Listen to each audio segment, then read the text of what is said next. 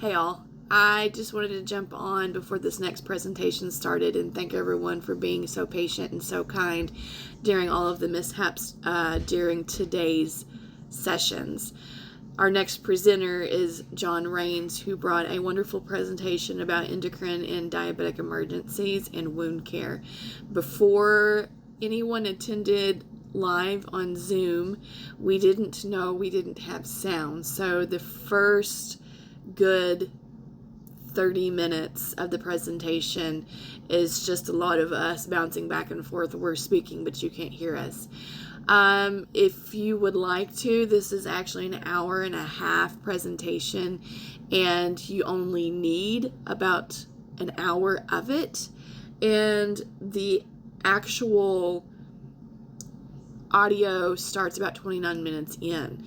However, if you are a nerd like myself and Terry Duncan, and you want to see all the things, the presentation of the slideshow is really terrific. There's a little bit of blurriness.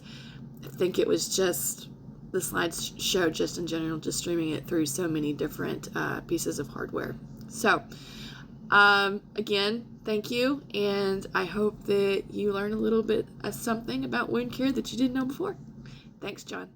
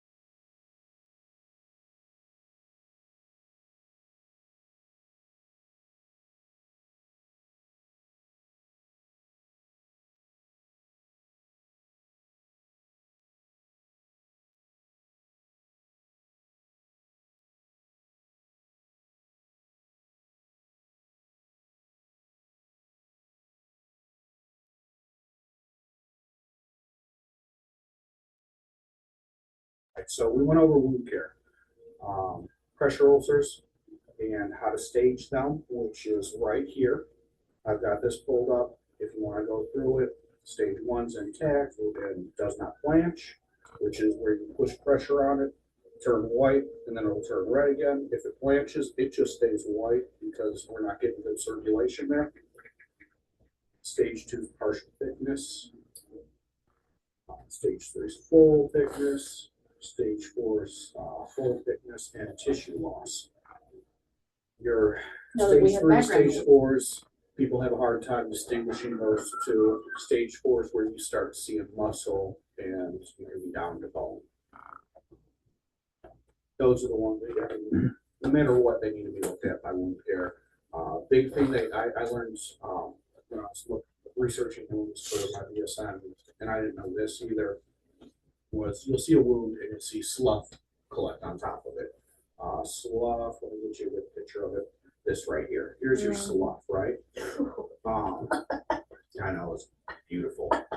So, tiny little bit of slough, and I think they were talking a couple, not even a millimeter, I think 0.1, cuts down the oxygenation to the wound by 98%.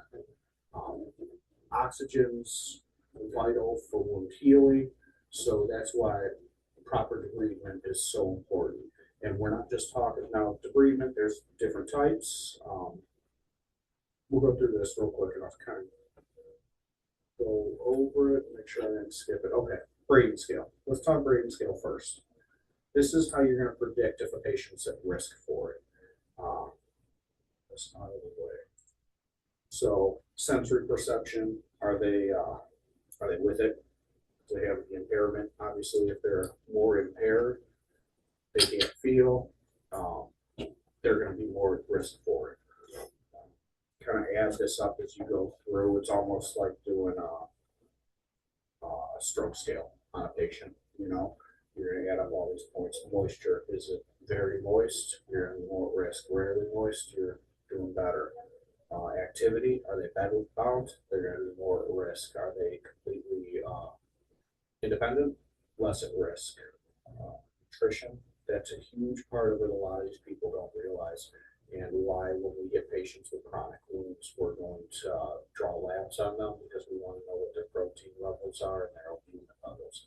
If those are low, they're not getting enough nourishment, and that nourishment is what's going to help produce what needs to be produced to heal that. So what's albumin? Albumin is something that's in your blood. We test for it in the lab. I told you I was going to ask you questions. I know. And I'll side skirt them. What does it do? It helps with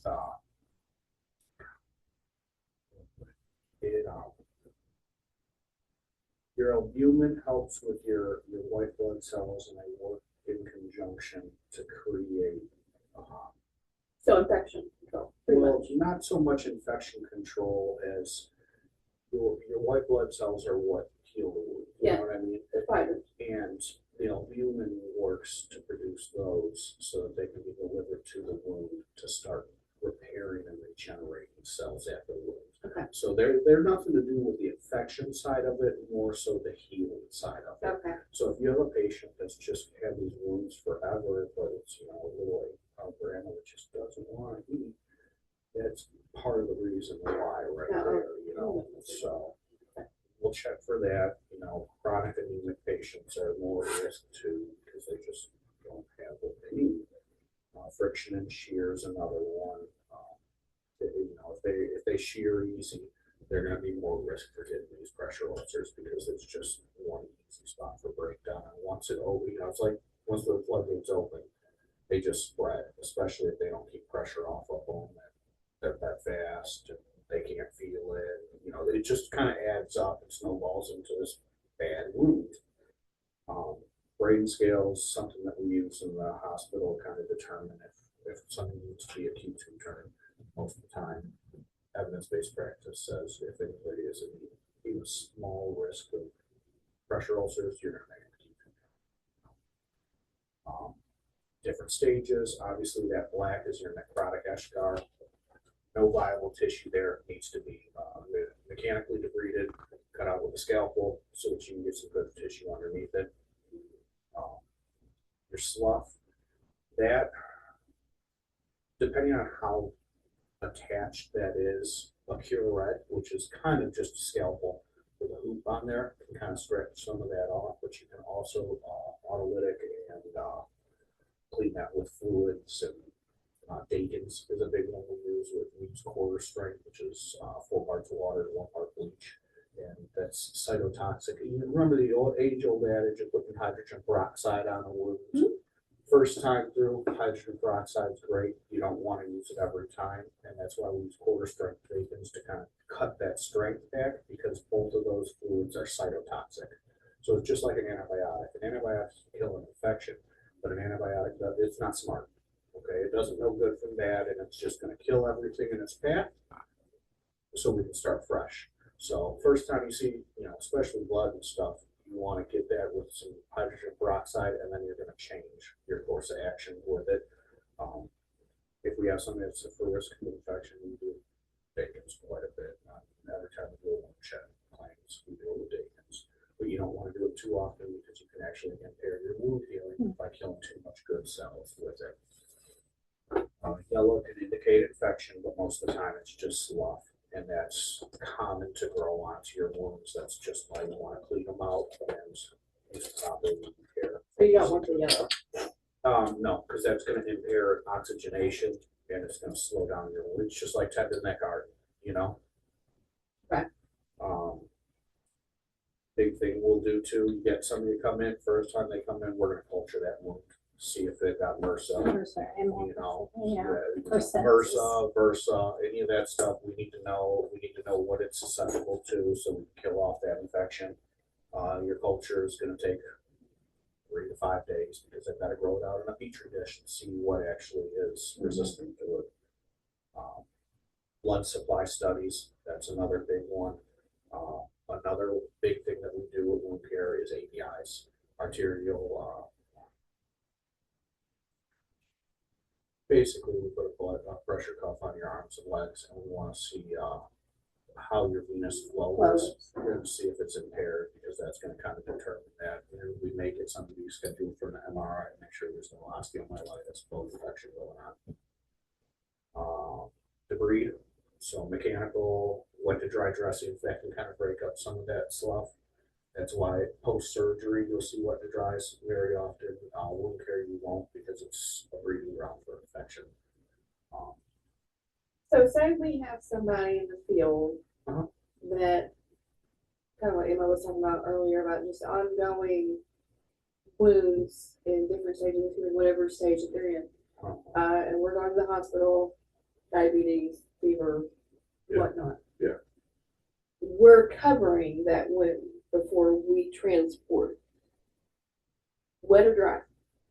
So your best bet, if it's just for in transport, wet's going to be your best thing. And the reason being is if you put a dry dressing on there, you risk causing more damage to it when you go to take it off. But if it's just sterile water, is that? Yes, sterile water. Okay. Normal saline is usually sterile too. If you can't get sterile water. Okay.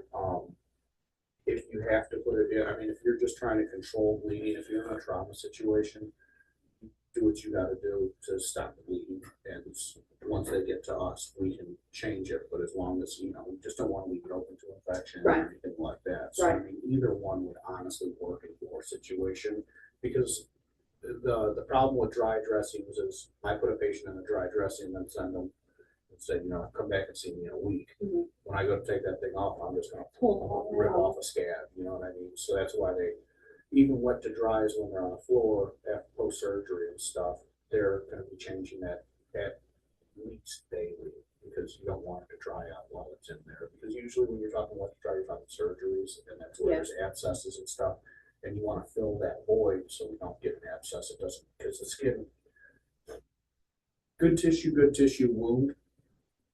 If that good tissue touches good tissue, again, it's not smart. It says, hey, we're good, and now you got this big old ball of infection underneath it, and it's just going to fester. So that's mainly why surgeons will go wet to dry. And it works in that indication, but for longer term, you want to do other things, and that's where you come into that. But quick and dirty, wet or dry, just bandage it up, you know, because you don't want to do wet if they're still actively bleeding. Yeah.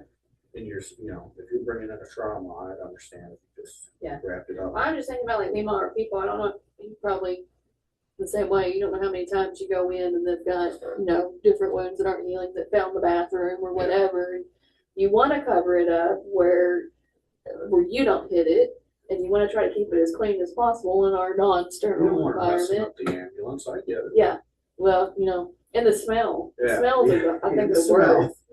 Yeah. But yeah, with that, it'd be, you know, if all you've got is some Kerlex and some Covan, you're good. Especially if you're talking like cellulitis of the legs, where they're just weeping. Yeah. You know, you just wrap them up with some cellulitis, an ace wrap or Covan until we get to them. We can cut that off and change it. Okay. But that way, that's not messing up everything you got going on. Yeah. But know how tight to do your Covan. That's a big thing. Well, would it be easier just Kerlex then? Just Just the Kerlex. That would work too. Okay. Because then you're not putting any pressure on it, you know, and because Doc's going to rip it all off once he gets in there anyway. But, you know, if you're just trying to cover up what's weeping out, Kerlex will work just fine. You know, a little bit of tape at the top, hold it in place, and you're good, you know. So, pressure degrees, we're going to bring them. Enzymatic is a topical enzyme. We don't use that too often. Under mechanical, besides what's dry, you could also do sterile maggots. That's one. Yeah, they'll do those and they'll clean them up. You have any sterile maggots at Mammoth? We don't use them, unfortunately. And then surgical, that's. But it makes sense, they're pulling that blood back up to the area that needs to be repaired. Yeah, I mean, it eats all the infected, you know, eats everything like the slough and all that stuff off, and it also promotes blood flow. Blood flow. Let's get the leech of that too, right? You know what? Blood flooding's a thing. So cleansing, this says 4 to 15 pounds per square inch. Use a 30 ml syringe with an 18 gauge needle or catheter, and that will give you your perfect pressure to kind of clean those out so you're not overdoing it. Cleaning it, you know, soft scrubs work really good for that too, so that you don't cause too much more damage to it. But, you know, if you're talking about somebody with gravel, don't get as much of that out as, you know, everything needs to come out. Can't heal over gravel, you know. What we'll use for some of these dressings, hydrogel, all that is, it's almost like a clear gel that's going to promote moisture into that wound. Because with a wound, it's a balancing act. You want it moist, but you don't want it too wet. You don't want it too dry. You got to kind of balance in between those two so you're not causing emaciation with the skin, but you're also not causing scabbing. So hydrogel will do that for your wounds that don't drain out. If you've got little to no drainage out of it, you put some hydrogel on it, that's going to keep that nice and wet so that I can put collagen on top of it and promote good healing. Polyurethane film, that's kind of like this guy here. That's just going to, moisture barrier basically is what we were talking there. Hydrocolloid wafer, we don't use those so much, but you'll see OCH, and I don't know if Baxter uses it, but they use the methyl blue pads. And those are kind of like the blue tinted. And you'll see we use that purple stuff that stains everything. Methyl blue has the gentine violet in that. All that is, it's an antiseptic. Okay, so that's going to keep your bacteria from propagating inside that wound as much. I mean, it's not an end all be all, but it kind of cuts it down. Clean it, cover it with gentine violet, and then do our stuff. Gentine violet also dries the wounds a little bit too if they've got a lot of drainage. Biological, that's going to be our maggots. Alginate. That's for like moderate to heavier drainage wounds. And that's when you start to tear that up, it almost looks fibrous. Our alginate at Fulton has silver embedded into it. And it's antimicrobial. So that'll help keep the microbes down. Some of our collagen has silver in it as well. Big thing with anything with silver in it though, it's so important that if you are by chance dressing a wound with this stuff, you want to cut that to the shape of your wound. You don't want anything with silver on good tissue, because it will cause breakdown if it's there for extended periods of time. So cut it to the shape of your wound, put it right on there, and wrap it up and ship her. Moist environment, like I said, but not too moist, and washing with tape. Big thing with tape is you've got thin skin, you end up causing more damage, or if they have a latex or tape allergy, you gotta use the right tape, and Tegaderm's usually better than that, but it doesn't breathe, so you gotta kind of watch what you do. And big one we'll use are those 4x4 foam border dressings. That's silicone, so as long as they're not allergic to silicone, those work really well, and they're breathable and they work pretty well. Another one Baxter uses a lot, and we'll probably start using some more, but you gotta watch, is non-adherent pads. Like Band-Aids, you ever notice how Band-Aids have that plastic on the gauze? Well, you gotta watch putting those on wounds, because that'll cause moisture retention, and that can cause some breakdown. That's why you don't want to leave Band-Aid on too long. Take it off, it looks like you've been swimming for a day and a half, or doing dishes all night. So important that you kind of know what your moisture output is on that wound and dress it accordingly. If you don't have a lot of moisture coming out of it, you want to put some hydrogel. If you've got like moderate to skin, collagen usually you go to when it's heavier, alginate, and we have a product called Draw-Tex we use, and in a 4x4 square that'll sop up a gallon of fluid out of one square of it, and that stuff works great. But you gotta watch, because if you don't cut it to the shape, then it just sticks to your wound edges, and then they're not healing how they should either. So it's all a balance act. Here's a picture of our pressure injuries. Been through that. Skin intact, doesn't blanch, partial thickness, full thickness, and may have eschar. Stage 4 is where you start seeing muscles and bones. If you don't mind, go over that again, because that was before we had Sam. Yeah, that's what I was thinking. So stage 1, you'll see that has no skin break, but you've got some redness, and pressure starting to be observed in that area. Now, if you go and feel on that pressured spot and push some weight onto that, you're going to see it turn white. As soon as you remove your hand from it, it'll turn red again. That means we still have blood flow in that area. You get to stage 2 is when you start seeing skin break, skin loss, and now we've exposed the dermis. These aren't as deep, it's shallow, but you're going to have some slough, you may have some slough on that, and we've passed one. Grandma's laying on it. She needs to get some weight off of that, and it's only going to continue to break down. As it breaks down, it's going to get deeper, and we're going to go into stage 3. That's full thickness skin loss. And that's where we're getting down to subcutaneous fat. No bone or tendons exposed, but we've got subcutaneous. As that goes, Grandma doesn't want a Q2 turn. She's fighting me on it. We're going to get right to stage 4, and that's going to start showing us bone, start showing us muscle tendon. And that's when we get real hard to heal, because it is hard to get that subcutaneous to attach to the tendon or bone, and that's what we need to happen. Otherwise, we're just going to end up with an abscess. So those are our 4 stages, but you'll also have unstageable, which is covered with eschar here at the bottom, and that's going to require mechanical debridement. You don't know how deep this is, and you can't just assume that it's a stage 4, because it may not be. 9 times out of, we know it's bad, we just don't know how bad it is. So that's where we're going to have to bring them in, get that scalpel out, cut all of that off, because nothing is going to grow with eschar or necrotic skin. So at what stage, I'm assuming the untangible. Unstageable? Unstageable, I'm sorry. Yeah. Where do you start being concerned about osteomyelitis? So if we had a patient that was stage 3, we'd already be worried about osteomyelitis. Even though it's not exposed, we're getting less than a millimeter away of bone, and that infection is in there. I mean, right off the bat, even if we got a stage 2, we've got a skin break, we're going to culture. Mm-hmm. We want to culture because we want to know if that patient has MRSA, if they've got Pseudomonas, if they've got VRSA.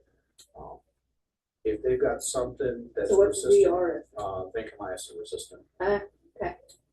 So it's important, and especially some of our older patients, they'll come into wound care and they're, oh, I just need a round of antibiotics. It'll clear itself up. That's where you end up resistant to this stuff, because Well, I took half of it. I started feeling better. I saved for next time it happens, you know. Um, you're always, I mean, no matter if it's a 1, 2, 3, or 4, you always want to be concerned about bone involvement, depending on where it's at on the patient, because a lot of them, you'll have diabetics with these on their flanges, on their toes, and whatever the case may be. You don't have much subcutaneous tissue to protect the bone there anyway. Your gold standard is always going to be an MRI. We'll try CTs. CTs will tell us sometimes if there's bone involvement, but an MRI is going to tell us much more clearly if there's bone involvement. And if there's bone involvement, then we have to treat them for osteomyelitis because it can spread. It can get real bad real quick. So I have a question. Yeah. This is going to show my intelligence. I did that a couple of times, and it's only day 2. I'm one of those, you know, oh, I feel better when I save the meds. So Yeah. what is the concern with the antibiotics and not taking them for the full dose? So you're killing off an infection, Were you right? the same way? No, I know all this because his father-in-law's been through all that Oh, okay. for years. Yeah. You're killing off all that infection, Mhm. right? Just because you feel better doesn't mean that infection's gone. Now, when you get a flu shot, what are we doing? Injecting it into your system, a small portion. Small portion, and what happens to the body? Sometimes you get a mild reaction. Yeah, but then the body says, hey, I know Yeah. what this is. I know how to react to it. Yeah. Same thing with antibiotics. So those bacteria become resistant because they've now been introduced to that antibiotic, and they can further generations of population of that infection Yeah. is now going to have a resistance to the antibiotic that was used before. So I mean, it's worrisome, and that's why a lot of providers have dialed back, giving kids amoxicillin. You know, here's your 30-day supply, and it's ended up that we're having to use these crazy strong antibiotics on some of these people, and it's just what happens when we run out. You know, so that's why it's so important that you completely kill off that infection and Because finish your dosage. antibiotics aren't. And generally, you know, that's, but you gotta realize too, that we're giving you just a set standard of, 5 days of Cipro or whatever the Yeah. case may be. You may only really need it for 3 days, but you continue to take it to ensure that that's completely killed off. You know what I mean? So you're not necessarily, aiding and abetting into the proliferation of these super viruses, or super bugs, but taking them all helps that. And, what's 2 dang pills of Cipro gonna do you if you say, well, I'll get 1 shift in before I feel like trash. So unstageable, eschar, deep tissue is kind of like a bruise. That one, it's just like unstageable. You can't really tell what's under there. You just know that that skin is messed up under there, so it's going to need some debridement. It's going to need to be cut out. When you go to touch it, you're going to feel it's boggy, mushy. It's fluid broken down in there, and it's just get it out of there. Are they going to feel that with the neuropathy? Probably not. That's the thing. A lot of these are going to be neuropathy situations where, especially when you start getting to stage 3 and stage 4, they may not feel it at all. We've got our long-term patient we see over at Wound Care, who I'm sure all of you are familiar with, and he's a great little old guy, but he's got some gnarly wounds on him, and he don't feel a thing when we're messing with him. From the Mammoth area or from the South End? I think he's over this way. He's all like 80 pounds. Always a bucket of sunshine when it comes in. We ain't saying no names though. No. So, Yeah. good. We're recorded. No, not even that. I just don't want to deal with it. So yes, okay. That's dermatitis? Yeah, so dermatitis, it's inflammation of the skin. I mean, obviously these are worst cases. They can look a whole lot easier than that, but this is worst cases. Allergens, big thing you're going to ask them is any change in your diet, any change in your laundry detergent, a lot of things. You gotta like shotgun at somebody, throw everything you can at them to try to figure out what the heck did you do different in your life to look like that. You know what I mean? Because you don't look normal, you know? It can be irritants, heredity, stress, but you get them this bad, I'm guessing it's not just because of stress. You know, something else is going on. Change out of tide. Is that also classified as anaphylaxis? I mean, the eyeball one. So anaphylaxis, you know, if they're still breathing fine, you know, then I wouldn't necessarily, but that's about as bad of a reaction to something as you can possibly have. And I'd say if they put it in their mouth, they'd probably have a hard time breathing. So yeah, I mean, I don't know what this one exactly is, but he ain't looking good. None of them do. So acute or chronic can be caused by an irritant, soap, detergent, astringent, cosmetics is another big one. You change your makeup, stuff like that. Poison ivy oak, that'll be another one people run into down here.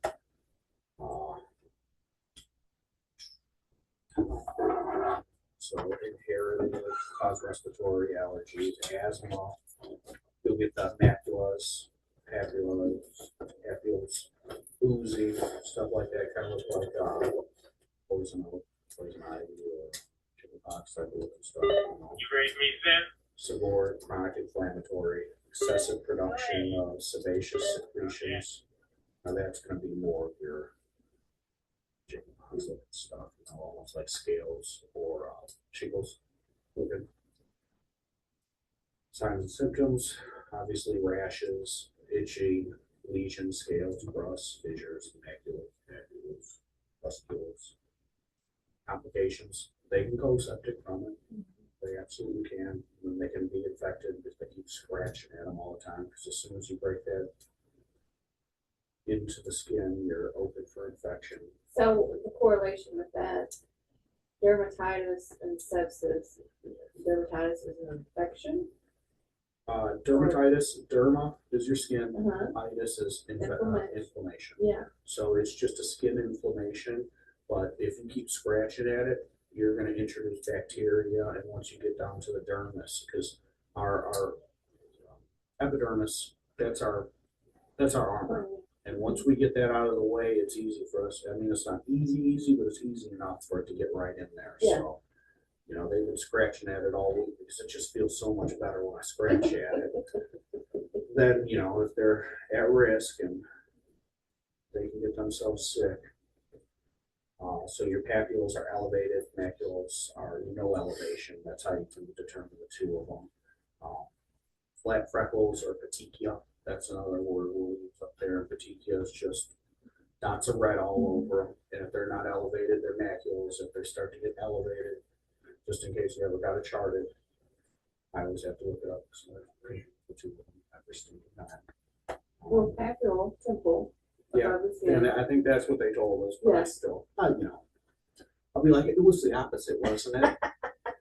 So you'll do a history of physical, you know, ask them all those questions, you know, what have you been in contact with? Has anything changed? You know, you got any animals at the house, stuff like that. Changing detergents, changing makeup, changing soap. Medications. Yeah, medications, big one, huge one. Hey, have you started taking any medications?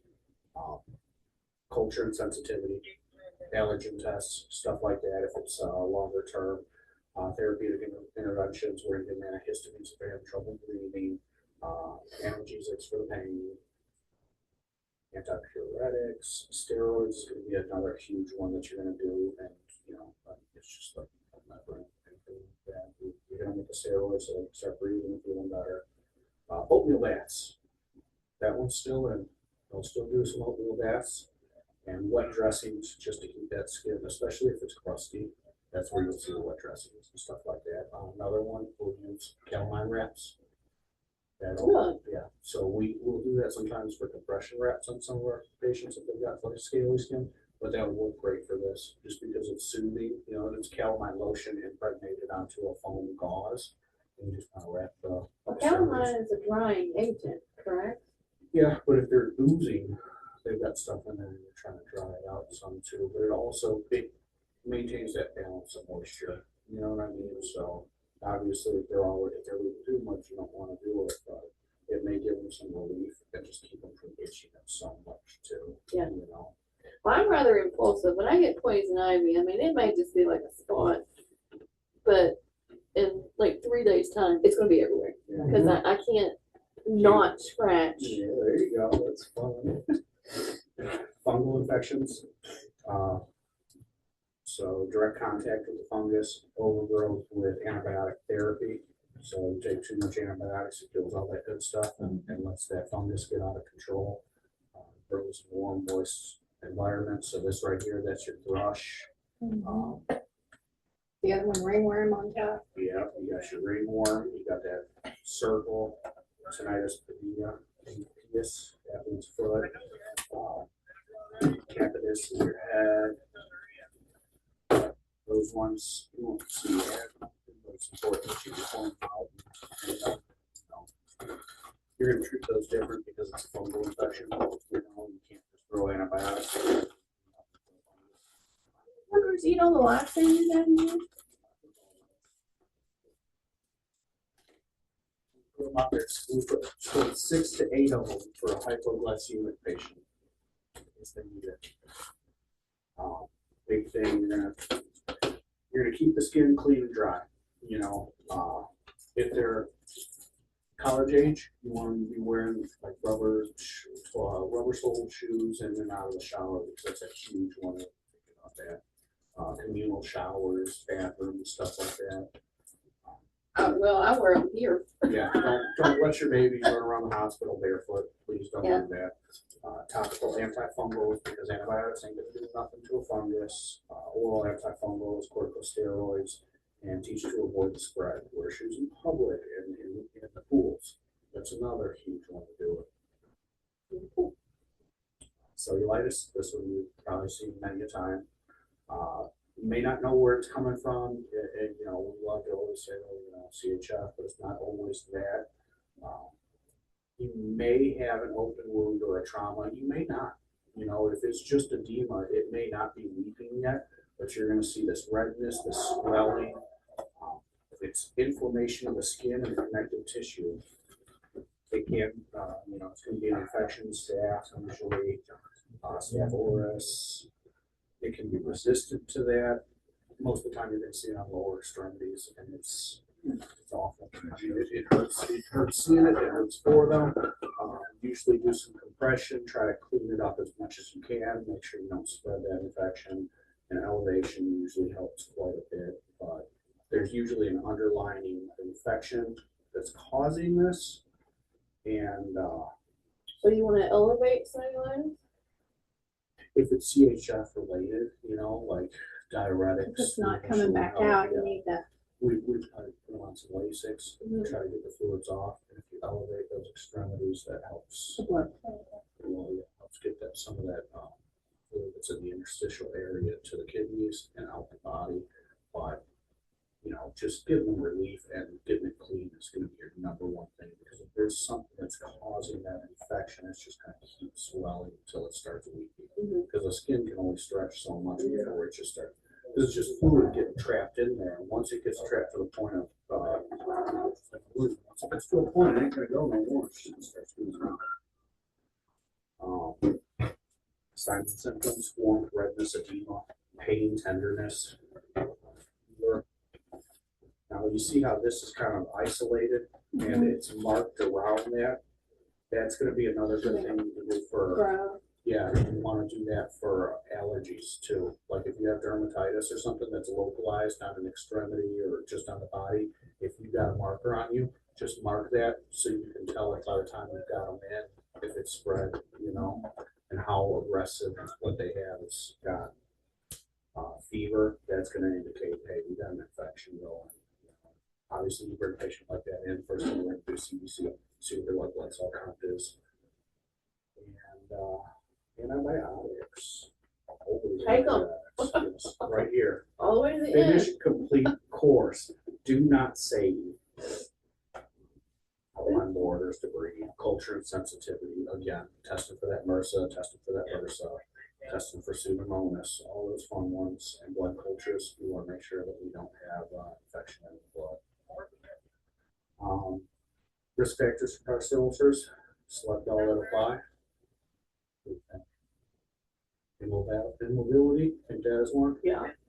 Dermatitis. Yeah. Impaired sensory perception. Yeah. Elderly.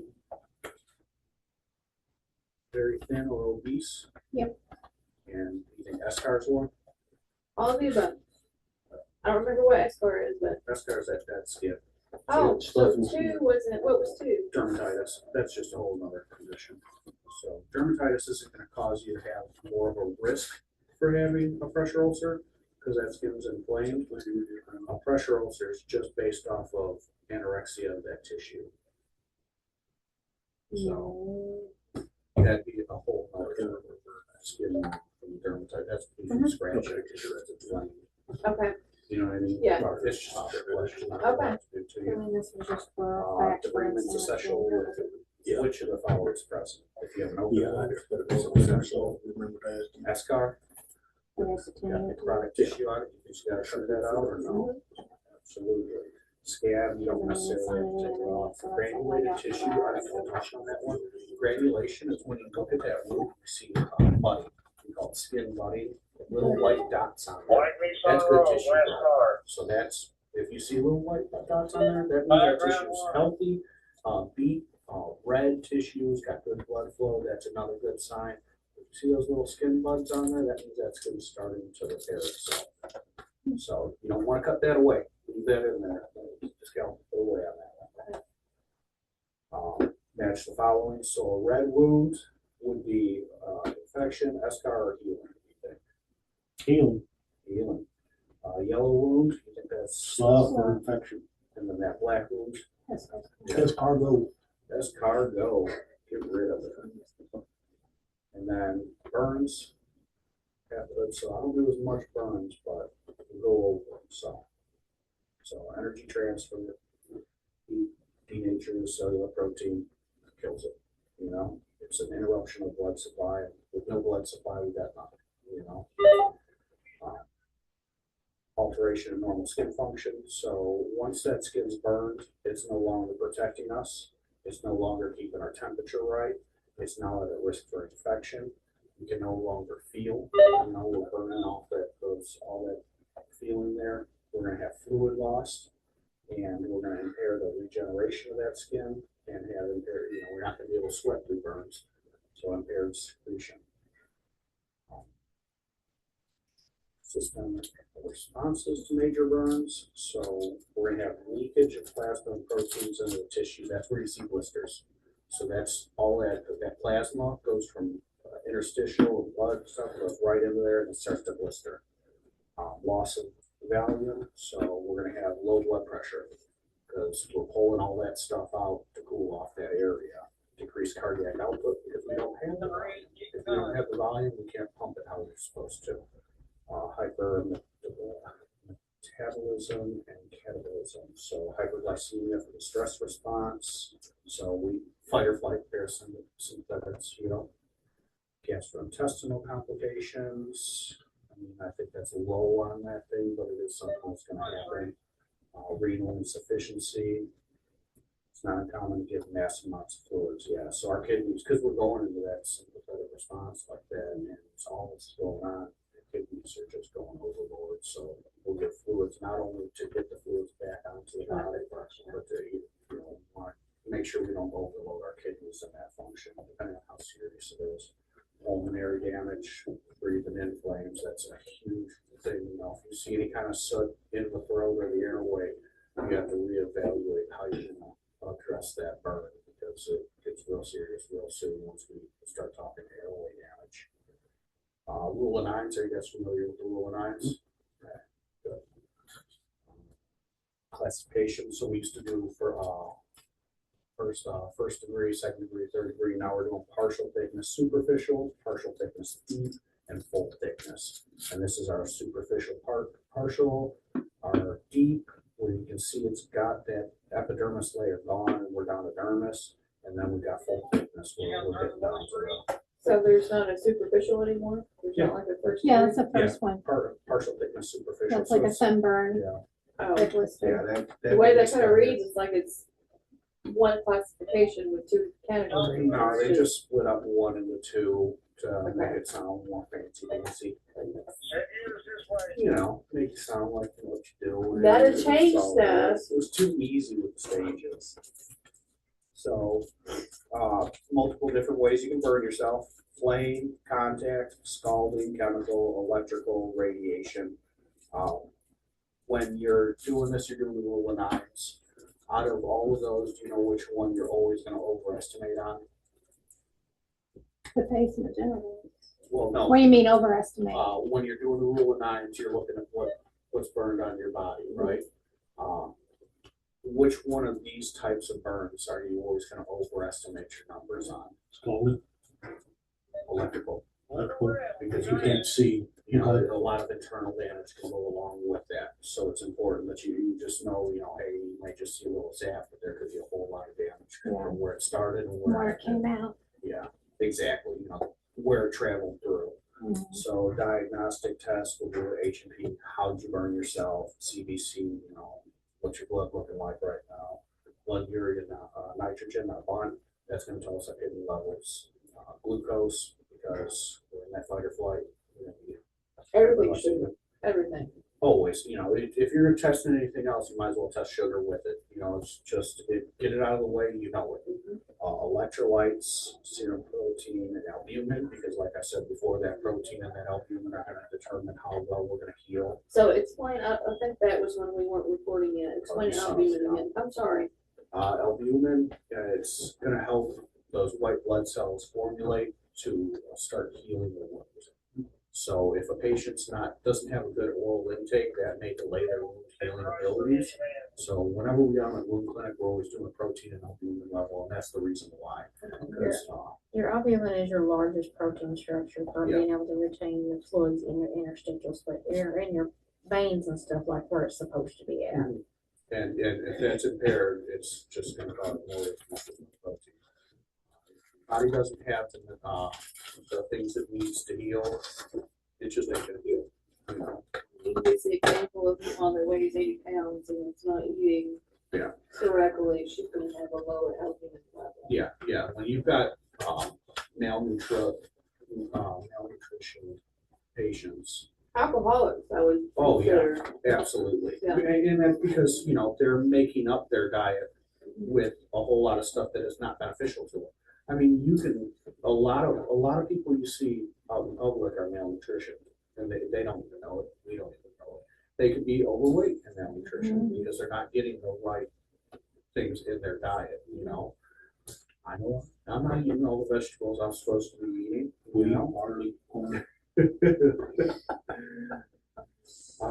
Urine cultures, clotting Sugar-free studies. bourbon you were talking about earlier, right? So X-rays, electrocardiogram, arterial blood gases cultures, a lot of those are going to be studied as well, just to kind of rule everything out. Clotting studies, make sure we're actually going to clot, not bleed out. Urine cultures, make sure we don't have infection or anything going on there. X-rays can kind of help with, if there was any damage, obviously physically, but also kind of give us a chest X-ray, see if we can heal everything, what our lungs look like, electrocardiogram to be doing cardiac damage when we burn ourselves. So you prefer a X-ray over a CT for a burn? I think that's just basically speaking for like inhalation and stuff like that. Like I said, I don't do a lot of that stuff. So like, like usually, depending on who the provider is, they don't do a CT. Dr. Pettit?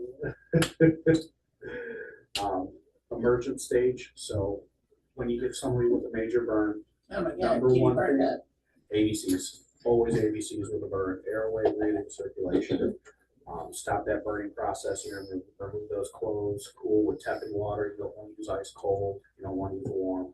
Stabilize related injuries and start some IV fluids to prevent that shock, pain control. It's important once you strip off those clothes, once you can get them to a spot, cover them with a sheet, something you want, because all that skin is now no longer feasible at temperature control. So you want to try to keep them, whether you keep them in a warm room, keep them covered with something. If possible, because depending on how extensive the burns are, you don't want to cause more pain and make it worse, or you might have to get in here and stick in, do the escharotomy, something like that, so you pick up the temp of the room. You know, whatever you can do to maintain their temp is very important at that point. So clean debris, dress, prevent infections, skin grafting if needed. Obviously, we had something this bad, they're going to be going to a burn center, something like that. But Oh no, they wouldn't brought here. yeah, I heard. That's still from the county's program. So I'm burning it. urine output. So we want to maintain nutrition and fluid and electrolyte balance. So this might be a person that we're putting them on a feeding tube and we're keeping fluids going into it. We want a urine output no less than 20 mLs per hour. NG food feeds, because if they're not able to eat, we need to make sure that they're getting that protein and they're getting that albumin into their diet, so we can produce, you know, get them to heal at some point here. So what are albumin rich foods? Usually, if you're doing energy food feedings like that, you're gonna do what's the stuff we have on the floor called longevity. They've got it in different protein concentrations, but if we take the protein into your diet, So just protein rich okay. supplements and stuff like that. So like beans and If they're eating beans. well, I'm just talking about just in general, like we were talking about the Yeah, absolutely. As far as malnutrition, your diet goes, yeah. Yeah. Beans, greens, all that stuff that we're nuts. Okay. You gotta watch nuts though. Fat content's huge, but they're, you know, a good diet's a varied diet always, you know. And you have to tell patients they don't want to hear autograph. So that's where you're gonna take it from the patient. What's the other one? That's not like he has much to do. No, and I had a friend, coworker when I was in high school. He crashed his motorcycle. They pulled him right from his butt cheek and put it on his kneecap. It takes a long time to heal, but it is a great, you know, there's less chance of rejections, and it just, if it can be done, it can be done like that. It's come full circle with the technology. They can do sheets and meshes with it so that it adheres better and quicker to that skin. It's really cool stuff. We don't get to see too much of it. We got to see something post-graft, and it was really interesting to see the healing process on that. But again, patient's not compliant, it's going to get rough because it wasn't a burn situation. Burns are obviously different. Have you seen the one where they use a particular kind of fish skin there in South America for that? Yeah. And it's Isn't like, that cool? it's supposed to be actually one of the better things. It's not here yet, I don't think. No, it's. But it looks like the person has scales after they get done. For a little bit. It'll straighten out. So rehabilitation for the itching, oatmeal baths. Oh, you mean those oatmeal baths that did back when they were actually good for you? Antihistamines, give them some Benadryl, keep them from itching. Because But it's just like that wound, you know, it's It just starts like a to wound heal. that healed. Right when it heals, it's only like 30% tensile strength. So any kind of basic scratching, itching, stuff like that, you're just going to delay it and hurt it and cut it up back open. Yeah. Psychosocial care, that's huge for nurses. We, you know, do whatever we can to make them feel good, especially, you know, you get somebody that's very concerned with how they're going to continue their life going forward with, you know, 80% burns or something, like, you know, do whatever you can. They can have reconstructive surgery. Physical therapy is a huge one with that too, to prevent contractures. You know, it's so easy for these people, you know, they're hurt, so they're holding everything in, and you lose that function, it's hard to get it back.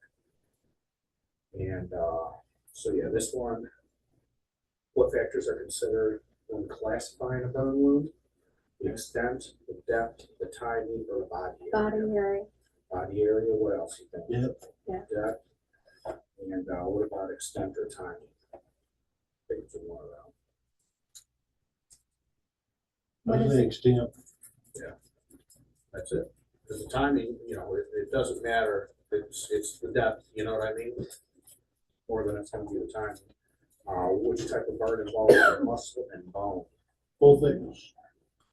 First, and best interventions to prevent contractures, exercises, Mhm. pressure garments. I think that's one. Splints. To prevent contractures, so I'd Yeah. say 1, 2, and 5. exercising,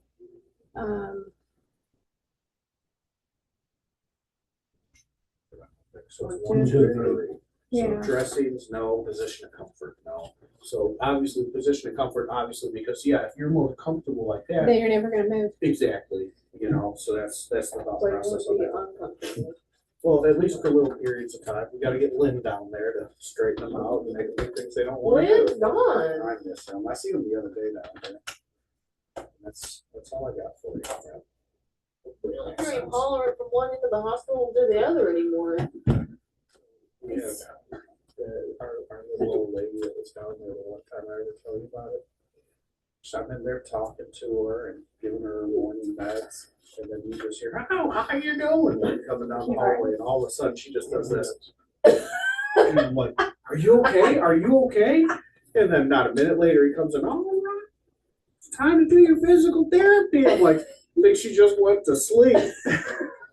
She had a plan. She was ready. But, Well, thank you very much. no, thanks for having me. Hopefully learn something. If you guys Yes. have any questions that have been watching it, reach out to me and I'll try to make it clear as mud. Sure. I'll hit stop share. Okay. Thank you guys. Thank you. You go ahead. End it.